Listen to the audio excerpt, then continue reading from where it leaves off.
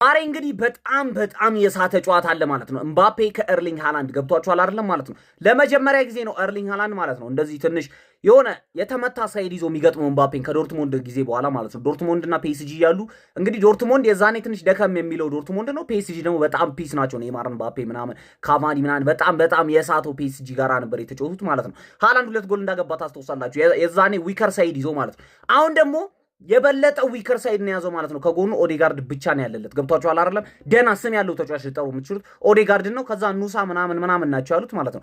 ከዛ በኋላ ኤምባፔ ሳይድ ደግሞ እነ ኦዲሴ ምናምን ያሉት። ዛሬ በጣም የሚገርም ጨዋታ ነው ያለው። ማንም ሰው እንዳያመልጣችሁ። ገብቷችኋል? ዛሬ እኔ በሃላንድ ሳይድ ነኝ፣ አልዋሻችሁም። ለመሰላችሁ ቪለን ነው ማን እኔ ቪለን ደስ ይለኛል። ገብቷል? ኦዴጋርድ ነው ካፕቴናቸው፣ የአርሰናል ነው ኦዴጋርድ ምናምን ነገር። በሃላንድ ሳይድ ነኝ ዛሬ ማለት ነው። ሃላንድ ዳንክ ሲያደርግ ማየት ትፈልጋሉ። ገብቷችኋል? ምክንያቱም ይሄ ሱፐር ቲም ነው። ደገፍኩትም አልደገፍኩትም ማሸነፉ አይቀርም። ገብቷችኋል አይደለም? ስለዚህ አትሊስት እኔ ሃላንድ በደግፍ ይሻለኛል ዛሬ። ገብቷችኋል? የማን ደጋፊ ናችሁ? ማን የሚያሸንፍ ይመስላችኋል? ኮመንት ላይ። በተመሳሳይ በዓለም ዋንጫ ምድብ 9 የመጨረሻ የምድብ ጨዋታዎች ዛሬ ምሽት 4 ሰዓት ሲል ይደረጋሉ። የምድቡ መሪ ሆኖ ለማጠናቀቅና በምርጥ ሶስተኝነት ወደ ጥሎ ማለፉ ለመግባት የመጨረሻ ድል ለመጠቀም የሚደረጉ በመሆናቸው በሁለቱም ጨዋታዎች ከፍተኛ ፉክክር ይደረግበታል ተብሎም ይጠበቃል። የምድቡ ዋና ትኩረት በፈረንሳይና በኖርዌይ ብሔራዊ ቡድኖች መካከል የሚደረገው ጨዋታም ሆኗል። የሁለት ጊዜ የዓለም ዋንጫ አሸናፊዋ ፈረንሳይ በሁለት ጨዋታዎች 6 ግቦችን አስቆጥራ 1 ግብ ብቻ ተቆጥሮባት በ6 ነጥቦች ምድቡን እየመራች ትገኛለች። ኖርዌይም 2 ጨዋታዎችን አከናውና ሁለቱንም በማሸነፍ 6 ነጥብ ብታስመዘግብም በግብ ልዩነት ተበልጣ ሁለተኛ ደረጃ ላይ ተቀምጣለች። ሁለቱም ቡድኖች ወደ ጥሎ ማለፉ መድረሳቸውን ቀድሞ ቢያረጋግጡም የዛሬው ጨዋታ ምድቡን በአንደኝነት ለማጠናቀቅና በቀጣዩ ዙር የተሻለ ድል ለማግኘት ወሳኝ ይሆንላቸዋል ተብሎም ይጠበቃል።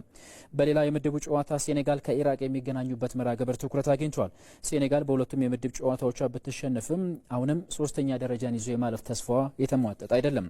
ወደ ጥሎ ማለፉ ለመግባት ያላት ብቸኛ ተስፋ ኢራቅን በሰፊ የግብ ልዩነት ማሸነፍ ይሆናል ተብሎም ይጠበቃል። ኢራቅ በበኩሏ በሁለቱም ጨዋታዎች ተሸንፋ ከውድድሩ መሰናበቷን አስቀድማ አረጋግጣለች። በመሆኑም የዛሬው ጨዋታ ለኢራቅ ብሔራዊ ቡድን የመርሃ ግብር ማሟያ ብቻ ይሁን።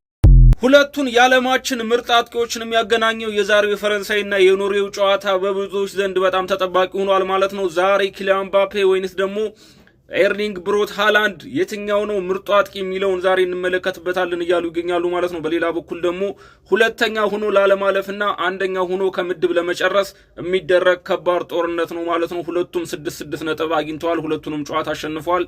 ዛሬ የሚያሸንፈው ቡድን እንግዲህ አንደኛ ሆኖ በማለፍ ቀለላል ቲሞችን የሚያገኝ ሲሆን ሁለተኛ ሆኖ የሚያልፈው ቡድን ደግሞ ከባባድ ቲሞችን ያገኛል ማለት ነው። ለዚህም ትልቅ ስጋታቸው ከባድ ጦርነት ያደርጋሉ ማለት ነው። በሁለቱም ዘንድ እንግዲህ ዓለም ላይ እያስጨነቁ ያሉና በሁለቱ ጨዋታ ላይ 4 ጎሎችን ያስቆጠሩት ሁለቱ ምርጥ አጥቂዎች ኪሊያን ምባፔና ኤርሊንግ ብሮት ሃላንድ አሉ ማለት ነው። ማን የተሻለ ነው ዛሬ እንመለከታለን። ከባድ ጦርነት መቻቹ የሚጠበቁ ጨዋታዎች አሉ። ሴኔጋል ከኢራቅ የሚያደርጉት ጨዋታ ይጠበቃል። ሁለቱም የማለፍ ተስፋቸው ዝቅተኛ ነው። አሸንፈው እንኳን የማለፍ እድላቸው በጣም ዝቅተኛ ነው። ምናልባት ብዙ ጎል አስቆጥረው የጥሩ ሶስተኛ ሚና አንድ ድል ከተገኘ ሜቢ አንድ ወይም 2 ድል ከተገኘ እሱን ለመውሰድ ብዙ ጎል ማስቆጠር ኢራቅም ሴኔጋልም አንዳቸው ላይ ይጠበቅባቸዋል። ፈረንሳይና ኖርዌይ አንደኛ ደረጃን ለመያዝ የሚደረግ ፍጥጫ ነው። ጨዋታ እንደውም አሪፍ ይመስለኛል። ማን አንደኛ ደረጃን ይዞ ያጠናቃል? ኖርዌይ ካሸነፈ አንደኛ ደረጃ ይይዛል። ፈረንሳይ ካሸነፈ አንደኛ ደረጃን ይይዛል። ምሽት 4 ሰዓት ላይ የሚደረጉ የአውሮፓን ታላላቅ ከዋክብቶችን በሀገራት ብሔራዊ ቡድኖቻቸው ስብስብ የያዙት ሁለቱ ሀገራቶች በተለይ ኖርዌይና ፈረንሳይ የሚያደርጉት ጨዋታ ትልቅ ትኩረትን አግኝቷል። በእንግሊዝ ፕሪሚየር ሊግ፣ በስፔን ላሊጋ በጣም ትልልቅ ከዋክብቶችን የያዘው የኖርዌይና የፈረንሳይ ብሔራዊ ቡድን ጨዋታ በከፍተኛ ሁኔታ ይጠበቃል። በእርግጥ ሁለቱም 6 ነጥቦችን ይዘው አስቀድመው ወደ ጥሎ ማለፍ 32ቱ መቀላቀላቸውን ተከትሎ ምናልባት ይህንን ጨዋታ ተጠባባቂ ወንበር ላይ ለሚገኙ ተጫዋቾች ድል ሊሰጡ እንደሚችሉ ሁለቱ አሰልጣኞች ሐሳብ እየተገለጸ ነው የሚገኘው ማለት ነውና ነገር ግን ደግሞ ጨዋታውን ለማሸነፍና ክብራቸውን ለማስቀጠልም ከፍተኛ ጥረት ያደርጋሉ ተብሎ ይገመታል ማለት ነው። ሌላ እስካሁን ድረስ በምድባቸው ላይ ጨዋታ ማሸነፍ ያልቻሉት ሀገረ ኢራቅና የሴኔጋል ብሔራዊ ቡድንም የሚያደርጉት ጨዋታ እንደዚሁ ይጠበቃል። የሴኔጋል ብሔራዊ ቡድን እንግዲህ ከኢንሴንቲቭ ጋር በተያያዘ በተለይ እንግዲህ ጉርሻ አልተሰጠንም በማለት የሴኔጋል ብሔራዊ ቡድን ተጫዋቾች እስካሁን ድረስ ቅሬታ ውስጥ እንዳሉ ይታወቃል። ይህንን ጨዋታ ለማሊያ ክብር ጨዋታቸውን ያደርጋሉ። ምርጥ ሶስተኛ ሆነው የማለፍ እድል ካላቸው እንግዲህ ምናልባት ወደፊት የሚታይ ነው የሚሆነው ማለት ነው።